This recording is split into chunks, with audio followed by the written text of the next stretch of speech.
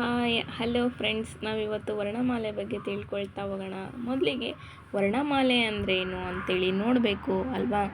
ವರ್ಣ ಅಂದರೆ ಏನು ಅಂದರೆ ಅಕ್ಷರ, ವರ್ಣ ಅಂದರೆ ಅಕ್ಷರ, ವರ್ಣಮಾಲೆ ಅಂದರೆ ಅಕ್ಷರಗಳ ಮಾಲೆ. ವರ್ಣಮಾಲೆ ಅಂತಂದರೆ ಅಕ್ಷರಗಳನ್ನು ಕ್ರಮಬದ್ಧವಾಗಿ ಬರೆಯುವ ಸರಣಿಯನ್ನು ವರ್ಣಮಾಲೆ ಅಂತ ಕರಿತೀವಿ. ವರ್ಣಮಾಲೆಯಲ್ಲಿ 49 ಅಕ್ಷರಗಳು ಇವೆ. ಅವು ಯಾವ್ಯಾವಪ್ಪ ಅಂತಂದರೆ, ವರ್ಣಮಾಲೆ ಯಾರಿಗೆ ಗೊತ್ತಿಲ್ಲ, ಎಲ್ರಿಗೂ ಗೊತ್ತಿದೆ. ಆದರೆ ಅವುಗಳನ್ನು ಉಚ್ಚಾರ ಮಾಡುವಂತಹ ರೀತಿ ಪ್ರಮುಖವಾದದ್ದು ಅಲ್ವಾ. ಅವುಗಳ ಉಚ್ಚಾರವನ್ನು ಮಾಡಲಿಕ್ಕೆ ಬಂದಿಲ್ಲ ಅಂತಂದರೆ ಯಾವುದೇ ಪದವನ್ನು ಬರೀಲಿಕ್ಕೆ ಸಾಧ್ಯನೇ ಆಗೋದಿಲ್ಲ ನೋಡ್ರಿ. ಅ ಇ ಈ ಉ ಊ ರು ಎ ಏ ಐ ಒ ಓ ಔ ಅಂ ಅಹ ಕ ಖ ಗ ಘ ನ್ಯ ಛ ಛ ಜ ಝ ನ್ಯ ಟ ಠ ಡ ಢ ಣ ತ ಥ ದ ಧ ನ ಪ ಫ ಬ ಭ ಮ ಯ ರ ಲ ವ ಶ ಶ ಸ ಹ ಳ. ಹೀಗೆ ಉಚ್ಚಾರ ಮಾಡುವಂಥದ್ದು. ಯಾವುದೇ ಒಂದು ಪದವನ್ನು ಹೇಳುವಂಥ ಸಂದರ್ಭದಲ್ಲಿ ನಾವು ಈ ಅಕ್ಷರಗಳ ದೀರ್ಘವಾಗಿ ಉಚ್ಚಾರ ಮಾಡುವಂಥ ರೀತಿಯನ್ನು ನಾವು ತಿಳ್ಕೊಳ್ತಾ ಹೋದಾಗ ಪದಗಳನ್ನು ನಾವು ಈಸಿಯಾಗಿ ಬರಲಿಕ್ಕೆ ಬರುತ್ತೆ. ಈ ವರ್ಣಮಾಲೆಯಲ್ಲಿ 3 ವಿಧಗಳನ್ನು ಕಾಣ್ತಾ ಹೋಗ್ತೀವಿ. ಮೊದಲನೇದು ಸ್ವರಗಳು, ವ್ಯಂಜನಗಳು, ಯೋಗವಾಹಗಳು. ಸ್ವರಗಳು ಎಷ್ಟಿದ್ದಾವೆ? 13 ಇದ್ದಾವೆ. ಸ್ವರಗಳು ಅಂತಂದ್ರೇನು? ಸ್ವತಂತ್ರವಾಗಿ ಉಚ್ಚರಿಸಲ್ಪಡುವ ಅಕ್ಷರಗಳನ್ನು ನಾವು ಸ್ವರಗಳು ಅಂತೇಳಿ ಕರಿತೀವಿ. ಯಾವ್ಯಾವಪ್ಪ ಅವು ಸ್ವರಗಳು? ಅ ಆ ಇ ಈ ಉ ಊ ರು ಎ ಏ ಐ ಒ ಓ ಔ. ಹೀಗೆ ನೋಡಿ, ಇವುಗಳಿಗೆ ಯಾವುದೇ ಅಕ್ಷರದ ಸಹಾಯವಿಲ್ಲದೆ ನಾವೇನು ಮಾಡ್ಬೋದು? ಉಚ್ಚಾರವನ್ನು ಮಾಡ್ಬೋದು. ಹಾಗಾಗಿ ಇವುಗಳನ್ನು ಸ್ವತಂತ್ರವಾಗಿ ಉಚ್ಚಾರ ಮಾಡ್ತೀವಲ್ವಾ, ಹಾಗಾಗಿ ಇವುಗಳನ್ನು ಸ್ವರಗಳು ಅಂತೇಳಿ ಕರಿತಾ ಹೋಗ್ತೀವಿ ಮಕ್ಕಳೇ. ಸ್ವರದಲ್ಲಿ 3 ವಿಧಗಳು. ಮೊದಲನೇದು ರಸ್ವಸ್ವರ, ದೀರ್ಘಸ್ವರ, ಪ್ಲುತಸ್ವರ. ರಸ್ವಸ್ವರ 6 ಇದ್ದಾವೆ. ರಸ್ವಸ್ವರ ಅಂದರೆ ಏನಪ್ಪ ಅಂತಂದರೆ ಒಂದು ಮಾತ್ರ ಕಾಲದಲ್ಲಿ ಉಚ್ಚರಿಸಲ್ಪಡುವ ಅಕ್ಷರಗಳು. ಉದಾಹರಣೆಗೆ ಅ ಇ ಉ ರು ಎ ಓ ಅಲ್ವಾ. ಹೀಗೆ ನಾವು ದೀರ್ಘವಾಗಿ ಹೇಳಿಬಾರ್ದು. ಅವುಗಳನ್ನು ನಾವು ಒಂದು ಮಾತ್ರ ಕಾಲದಲ್ಲಿ ಸ್ವಲ್ಪ ಸಮಯದಲ್ಲಿ ಮಾತ್ರ ಏನು ಮಾಡಬೇಕು? ಅವುಗಳನ್ನು ಉಚ್ಚಾರ ಮಾಡಬೇಕು. ಹಾಗಾಗಿ ಅವುಗಳನ್ನು ರಸ್ವಸ್ವರ ಅಂತೇಳಿ ಕರಿತೀವಿ. ಅವು ಎಷ್ಟಿದ್ದಾವೆ? 6 ಇರೋದನ್ನು ನಾವು ಕಾಣ್ತಾ ಹೋಗ್ತೀವಿ. ದೀರ್ಘಸ್ವರ ಎಷ್ಟಿದ್ದಾವೆ? 7 ಇದ್ದಾವೆ. ದೀರ್ಘಸ್ವರ ಅಂದರೆ ಏನು? 2 ಮಾತ್ರ ಕಾಲದಲ್ಲಿ ಉಚ್ಚರಿಸಲ್ಪಡುವ ಅಕ್ಷರಗಳು. ಯಾವ್ಯಾವಪ್ಪ?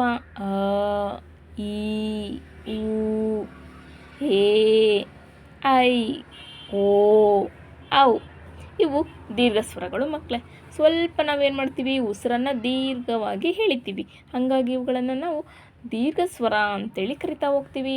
3ನೇದು ಪ್ಲುತಸ್ವರ. ಈ ಪ್ಲುತಸ್ವರವನ್ನು ನಾವು ಎಸ್ ಚಿಹ್ನೆಯಿಂದ ಗುರುತಿಸ್ತಾ ಹೋಗ್ತೀವಿ. 3 ಮಾತ್ರ ಕಾಲದಲ್ಲಿ ಉಚ್ಚರಿಸಲ್ಪಡುವ ಅಕ್ಷರಗಳನ್ನು ನಾವು ಪ್ಲುತಸ್ವರ ಅಂತೇಳಿ ಕರಿತಾ ಹೋಗ್ತೀವಿ. ಅಂದರೆ ನಾವು ಬಿದ್ದಂಥ ಸಂದರ್ಭದಲ್ಲಿ ಏನು ಮಾಡ್ತೀವಿ? ಅಮ್ಮ ಅಂತ ಕರಿತೀವ? ಇಲ್ಲ, ಅಮ್ಮ ಅಂತೀವಿ ಅಲ್ವಾ. ಅದು ಸ್ವಲ್ಪ ದೀರ್ಘವಾಗಿ ಏನು ಮಾಡ್ತೀವಿ? ಉಸಿರನ್ನು ಎಳಿತೀವಿ ಅಲ್ವಾ. ಹಾಗಾಗಿ ಅದನ್ನು ನಾವು ಪ್ಲುತಸ್ವರ ಅಂತೇಳಿ ಕರಿತೀವಿ. ಏನಾದರೂ ಅನಾಹುತ ಆದಂಥ ಸಂದರ್ಭದಲ್ಲಿ ಅಯ್ಯೋ ಅಂತೇಳಿ ಕರಿತೀವಿ ಅಲ್ವಾ. ನೋಡಿ, ಇಲ್ಲಿ ಎಸ್ ಚಿಹ್ನೆ ಇತ್ತು ಅಪ್ಪ ಅಂತಂದರೆ ಅದು ಯಾವ ಸ್ವರ? ಪ್ಲುತ ಸ್ವರ ಅಲ್ವಾ. 2ನೇದಾಗಿ ವ್ಯಂಜನಗಳು. ವರ್ಣಮಾಲೆಯ 2ನೇ ವಿಧ ಯಾವುದಪ್ಪ ಅಂತಂದರೆ ವ್ಯಂಜನಗಳು. ಎಷ್ಟಿದ್ದಾವೆ ವ್ಯಂಜನಗಳು? 34. ಹಾಗಾದರೆ ವ್ಯಂಜನ ಅಂದರೆ ಏನು? ಸ್ವರಗಳ ಸಹಾಯದಿಂದ ಉಚ್ಚರಿಸಲ್ಪಡುವ ಅಕ್ಷರಗಳು ಅಲ್ವಾ. ನಾವೇನು ಸ್ವರಗಳನ್ನು ನೋಡಿದ್ವಿ, ಈ ಸ್ವರಗಳ ಸಹಾಯದಿಂದ ಏನು ಮಾಡ್ತೀವಿ? ನಾವು ಉಚ್ಚಾರವನ್ನು ಮಾಡ್ತೀವಿ. ಅದಕ್ಕೆ ನಾವೇನಂತ ಕರಿತೀವಿ? ವ್ಯಂಜನಗಳು ಅಂತೇಳಿ ಕರಿತೀವಿ. ನೋಡಿ ಇಲ್ಲಿ ಕ ಖ ಗ ಘ ನ್ಯ ಛ ಛ ಜ ಝ ನ ಠ ಠ ಡ ಢ ಣ ತ ಥ ದ ಧ ನ ಪ ಪ ಬ ಭ ಮ ಯ ರ ಲ ವ ಶ ಶ ಸ ಹ ಳ. ನೋಡ್ರಿ, ಇಲ್ಲಿ ನಾವು ಅರ್ಧಾಕ್ಷರಗಳನ್ನು ಬರೆದಿದ್ದೀವಿ. ಇದ್ರ ಜೊತೆಗೆ ಕ ಒಂದು ಮೂಲ ವ್ಯಂಜನದ ಜೊತೆಗೆ ಆ ಸೇರಿಕೊಂಡಾಗ ಏನಾಗುತ್ತೆ, ಅದು ಕ ಆಗುತ್ತೆ ಅಲ್ವಾ. ಇವುಗಳನ್ನು ನಾವು ವ್ಯಂಜನಗಳು ಅಂತೇಳಿ ಕರಿತಾ ಹೋಗ್ತೀವಿ. ಒಟ್ಟು ಎಷ್ಟಿದ್ದಾವೆ ವ್ಯಂಜನಗಳು? 34 ವ್ಯಂಜನಗಳಿರುವುದನ್ನು ನಾವು ಕಾಣ್ತಾ ಹೋಗ್ತೀವಿ. ನೋಡಿ, ವ್ಯಂಜನದಲ್ಲಿ 2 ವಿಧ. ಯಾವ್ಯಾವಪ್ಪ ವ್ಯಂಜನದಲ್ಲಿ 2 ವಿಧ? ವರ್ಗೀಯ ವ್ಯಂಜನ, ಅವರ್ಗೀಯ ವ್ಯಂಜನ. ವರ್ಗೀಯ ವ್ಯಂಜನ ಎಷ್ಟಿದ್ದಾವೆ? ವರ್ಗೀಯ ವ್ಯಂಜನ 25. ನೋಡಿ, ಉದ್ದ ಸಾಲಲ್ಲೂ ಮತ್ತು ಅಡ್ಡ ಸಾಲಲ್ಲೂ ಲೆಕ್ಕ ಹಾಕಿದಾಗ ಇದು ಉದ್ದ ಸಾಲು, ಇದು ಅಡ್ಡ ಸಾಲು. ಇವೆರಡು ಲೆಕ್ಕ ಹಾಕಿದಾಗ 5, 1, 2, 3, 4, 5, 5 5 25 ಅಲ್ವಾ. ಹಾಗಾದರೆ ವರ್ಗೀಯ ವ್ಯಂಜನ ಅಂದರೆ ಏನು? ವರ್ಗಗಳಾಗಿ ವಿಂಗಡಿಸಲ್ಪಡುವ ಅಕ್ಷರಗಳಿಗೆ ನಾವೇನು ಮಾಡ್ತೀವಿ? ವರ್ಗೀಯ ವ್ಯಂಜನ ಅಂತೇಳಿ ಕರಿತೀವಿ. ನೋಡಿ, ಇಲ್ಲಿ ಕವರ್ಗ. ಕವರ್ಗ ಅಂತಂದರೆ ಯಾವುವು? ಕ ಖ ಗ ಘ ನ್ಯ ಅಲ್ವಾ. ಚವರ್ಗ. ಚವರ್ಗ ಅಂದ್ರೇನು? ಚ ಛ ದ ಛ ನ್ಯ ಅಲ್ವಾ. ಈ ರೀತಿಯಾಗಿ ನಾವು ಉಚ್ಚಾರವನ್ನು ಮಾಡ್ತೀವಿ. ಅದಕ್ಕೋಸ್ಕರ ಇವುಗಳಿಗೆ ನಾವೇನಂತ ಕರಿತೀವಿ? ವರ್ಗೀಯ ವ್ಯಂಜನ ಅಂತೇಳಿ ಕರಿತಾ ಹೋಗ್ತೀವಿ ಅಲ್ವಾ. ವರ್ಗೀಯ ವ್ಯಂಜನದಲ್ಲಿ 3 ವಿಧ. ಯಾವ್ಯಾವವು? ಅಲ್ಪಪ್ರಾಣ, ಮಹಾಪ್ರಾಣ, ಅನುನಾಸಿಕ ಅಲ್ವಾ. ಈಗ ಈ ವರ್ಗೀಯ ವ್ಯಂಜನದ 3 ವಿಧಗಳನ್ನು ಒಂದೊಂದಾಗೆ ನೋಡ್ತಾ ಹೋಗೋಣ. ಅಲ್ಪಪ್ರಾಣ. ಅಲ್ಪಪ್ರಾಣ ಎಷ್ಟಿದ್ದಾವೆ? 10 ಇದ್ದಾವೆ. ಹಾಗಾದರೆ ಅಲ್ಪಪ್ರಾಣ ಅಂತಂದರೆ ಏನು?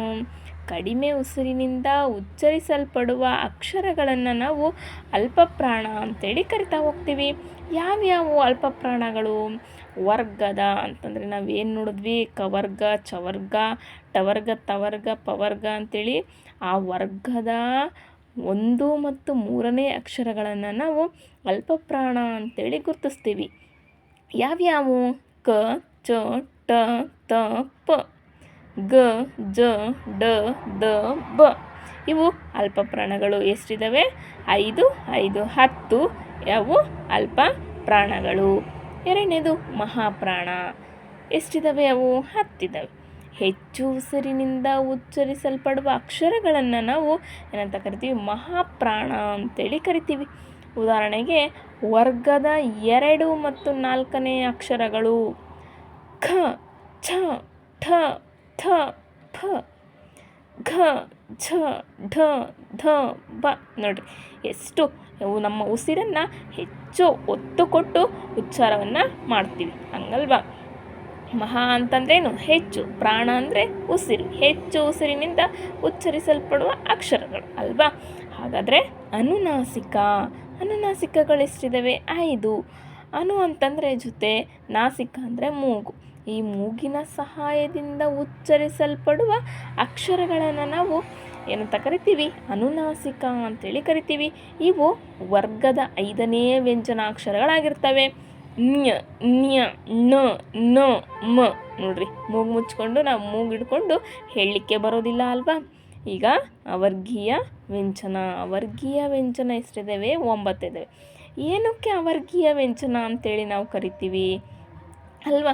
ಇವುಗಳನ್ನು ನಾವು ವರ್ಗಗಳಾಗಿ ವಿಂಗಡಿಸಲು ಬಾರದೇ ಇರುವ ಅಕ್ಷರಗಳು ಅಂತೇಳಿ ಕರಿತಾ ಹೋಗ್ತೀವಿ.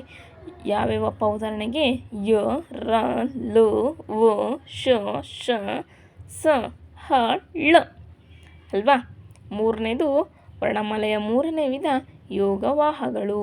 ಎಷ್ಟದಾವೆ ಯೋಗವಾಹಗಳು? 2. ಯಾವ್ಯಾವು? ಹಾಗಂದರೆ ಏನು?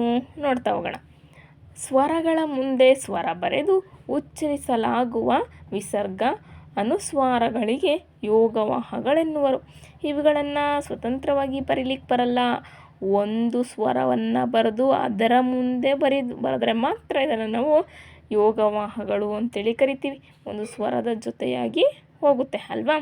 2 ವಿಧ. ಯಾವ್ಯಾವು? ಅನುಸ್ವಾರ, ವಿಸರ್ಗ. ಅನುಸ್ವಾರ ಅಂದರೆ 1 0, ವಿಸರ್ಗ ಅಂದರೆ 2 0. ಸಂಧ್ಯಾಕ್ಷರಗಳು. ಸಂಧ್ಯಾಕ್ಷರಗಳು 2 ಇದ್ದಾವೆ. ಯಾವ್ಯಾವಪ್ಪ ಹಂಗಂದ್ರೆ ಏನು? ಎರಡು ಸ್ವರಗಳು ಸೇರಿ ಆಗುವ ಅಕ್ಷರವನ್ನು ಸಂಧ್ಯಾಕ್ಷರ ಅಂತೇಳಿ ಕರಿತಾ ಹೋಗ್ತೀವಿ. ಅಂದರೆ ಇವು ಸ್ವತಂತ್ರವಾಗಿ ಎರಡು ಅಕ್ಷರಗಳು ಸೇರಬೇಕು. ಯಾವ್ಯಾವ ಸ್ವರಗಳು? ಐ ಮತ್ತು ಔ ಇವೆರಡು ಸಂಧ್ಯಾಕ್ಷರ ಅಲ್ವಾ. ಐಗೆ ಎ ಮತ್ತು ಆ ಮತ್ತು ಎ, ಔಗೆ ಆ ಮತ್ತು ಓ ಇವೆರಡೂ ಸೇರಿದಾಗ ಈ ಐ ಮತ್ತು ಔ ಏನಾಗುತ್ತೆ, ಪ್ರೊನೌನ್ಸೇಷನ್ ಮಾಡಲಿಕ್ಕೆ ಸಾಧ್ಯ ಆಗುತ್ತೆ ಅಲ್ವಾ. ನೋಡ್ರಿ ಇಲ್ಲಿ ಈ ವರ್ಣಮಾಲೆಯ ಚಾರ್ಟನ್ನು ನಾನಿಲ್ಲಿ ಹಾಕಿದ್ದೀನಿ.